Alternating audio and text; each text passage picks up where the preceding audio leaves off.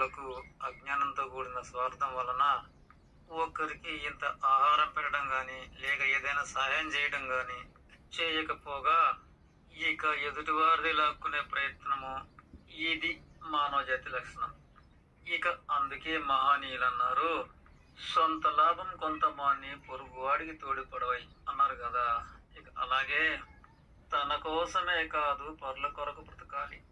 నీ సొంత లాభం కోసం బ్రతుకు, కానీ దానిలో ఎంత పొరుగువాడికి తోడ్పడు. ఇక అలాగే తన కోసమే కాదు కాస్తో కూస్తో పొరుగువాడు కూడా సహాయం చేయి. ఇదే కదా మహానీయులు బోధించింది. నిజానికి జంతుజాతి అయితే మనలాగా తనది ఇంత వేరే వాడికి పెట్టకపోగా మనలా వేరే వాడిదే గుంజుకునే ప్రయత్నం చేయవు. కనుక జంతుజాతి మనలాంటి స్వార్థ బుద్ధి కానే కాదు. బొర్లైనా గొర్రెలైనా 10 శాఖీలు పచ్చిక బీళ్ళు మేస్తూ ఇక ఈ పచ్చిక బీడంతా నాదే అంటూ మిగతా వాటిని ఎల్లగొట్టబోవు. అంత గొప్ప జ్ఞానం మనకు లేకపోయినా కాస్తో కూస్తో పొరుగువాడికి తోడుపడబోయి అని మన గుణాన్ని గమనించే మహానీయులు చెప్పారు. మనము జీవులం కనుక బ్రతికే ప్రయత్నం చేయాలి, తప్పు లేదు. తోటి జీవులకు కూడాను సహకరించు లేక సహకరించకపో. ఇది జీవజాతుల యొక్క లక్షణం. అన్ని జీవజాతుల్లోకెల్లా మన మానవ జాతి గొప్పదని అనుకుంటున్నాం కదా, పవిత్రమైంది అనుకుంటున్నాం కదా. అలాగే మానవ జన్మగా గొప్ప అదృష్టం వల్లనే పుట్టామనుకుంటున్నాం కదా. అయితే ఇటు మానవ జన్మతో తనకు మాలిన ధర్మం కాదు, కానీ మనము ఏదైనా తింటున్నప్పుడు పసిబిడ్డలు వచ్చినా లేక వృద్ధులు వచ్చినా ఒక మొక్కజొన్న కంకి అనుకుందాం, ఆ కంకంతయ్య కూడా వారి చేతికి అప్పచెప్పంటం లేదు. అందులో ఏ కొద్దిగానో వారి చేతిలో పెట్టడం అనేది వారు కూడాను మనలాంటి జీవులే కనుక అని ఆ పెద్దలు చెప్పారు. ఇక అలాగే ఒక కుక్క వచ్చినా సరే నువ్వు అన్నం తింటూ ఉంటే నీకేం చూస్తూ ఉంటుంది. అప్పుడు నీవు ఒక ముద్ద దానికి వేయొచ్చు. ఎందుకు అంటే అది కూడా ఒక జీవి కనుక. ఇలా జ్ఞానం ఎరిగిన మానవ జీవులం కనుక తోటి జీవికి సహాయపడు అన్నారు పెద్దలు. నిజానికి విలువైనదే ఈ మానవ జన్మ కనుక ఇంతటి గొప్ప అదృష్టంగా పుట్టిన ఈ మానవ జన్మను వ్యర్థం చేసుకోబో. పుట్టిన నుండి గిట్టే వరకు జీవితంలో ప్రతి క్షణము కూడా నువ్వు మహా విలువైనదే కనుక నీకోసం నీ జీవితాన్ని వాడుకోవడంలో తప్పు లేదు. కానీ నిన్ను ఆశ్రయించిన తోటి జీవికి కూడాను 100ంట 1 వంతు కాదు, 1,00,00,000ంట 1 వంతు మాత్రమే సహాయం చేయి. ఇక మిగతాది నువ్వే వాడుకో. నీ జీవితకాలం అనేది నీకోసమే గనుక నువ్వు వాడుకోవడమే ధర్మం. అయితే ఆ దేవుడే జీవుడి రూపంలో అంటే పసిబిడ్డల రూపంలోనో వృద్ధుల రూపంలోనో ఇతర జంతు రూపంలోనో నిన్ను ఆశ్రయించినప్పుడు ఆ విధంగా అప్పుడు ఏదో ఒక 1,00,00,000ంట 1 వంతు మాత్రమే సహాయం చేయి, కాలాన్ని కానీ ఆహారాన్ని కానీ. ఇది జ్ఞానులు చెప్పిన సత్యం.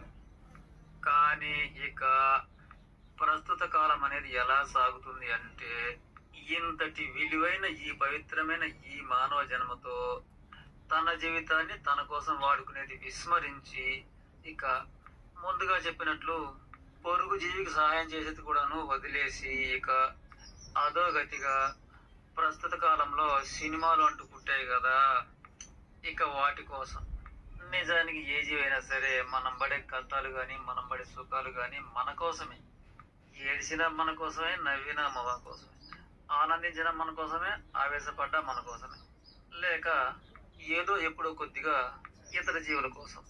ఇది మరచి తన కోసము కాక ఏ ప్రాణము లేని బొమ్మల కోసం, తన కోసము కాక ఇతర జీవుల కోసము కాక ఇక ప్రాణమే లేని సినిమాలో బొమ్మల కోసం మన విలువైన జీవితకాలాన్ని వాటి కోసం పెట్టి ఇక అవి ఏడుస్తుంటే మనం ఏడుస్తుంటాం, నవ్వుతుంటే మనం నవ్వుతుంటాము. నిజానికి తోటి జీవి బాధనైనా సుఖానైనా పంచుకో, కానీ ఏ ప్రాణము లేని సినిమాలో బొమ్మలు నిజానికి అది నిజం కూడా కాదు. ఆ బూటకపు బాధలు మనం పంచుకోవటము, అలాగే ఆ బూటకపు ఆనందాలు మనం పంచుకోవటం అనేది ఆ విధంగా గాఢ జ్ఞానాంధకారంతో పవిత్రమైన ఈ మానవ జన్మ వ్యర్థం చేసుకోవడమే. ఇది ఒకటైతే ఇక మరొకటేమంటే దేవుళ్ళ పేరు మీద 9 రోజులు తాత్కాలికంగా మందిరాలు మండపాలు నిర్మిస్తుంటారు. ఇక అక్కడ మైకులు పెట్టి భక్తి అనేది పక్కన పెట్టి అల్లకల్లోలమైన ఆర్పులు, ప్రాణమే లేని శబ్దాలు, అదొకటితో ఆనందాన్ని వినిపింపజేసుకోవడము, ఇక ప్రాణమున్న మనము నవ్వడము. ఇదంతా ఒక ఎత్తైతే ఇక ప్రస్తుత కాలంలో విచిత్రంగా టెలివిజన్ అంటూ ప్రతి ఇంట కూడా చేరాయి. ఇక వాటి ముందు మనము విలువైన ఈ మానవ జన్మ యొక్క కాలమును రోజుకు కొన్ని గంటలు లేక సగం రోజు, అలా ఒక రోజే కాదు, వారమే కాదు, నెలే కాదు, సంవత్సరాలు. ఇది మరీ ప్రమాదమైన అజ్ఞానాంధకార అధోగతి కాదా?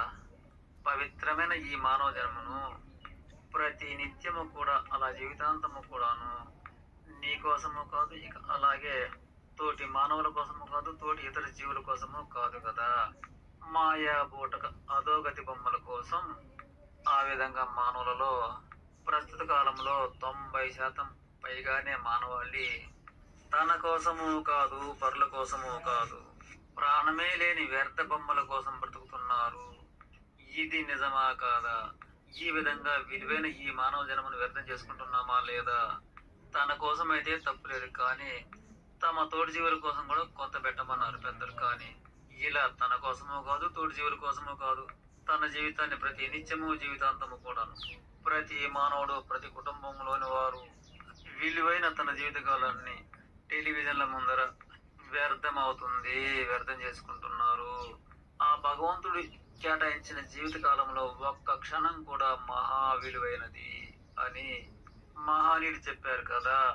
ఆ నిజాన్ని మనం ఎంతవరకు తెలుసుకోగలిగాము, ఎంతవరకు వినియోగించుకుంటున్నాము?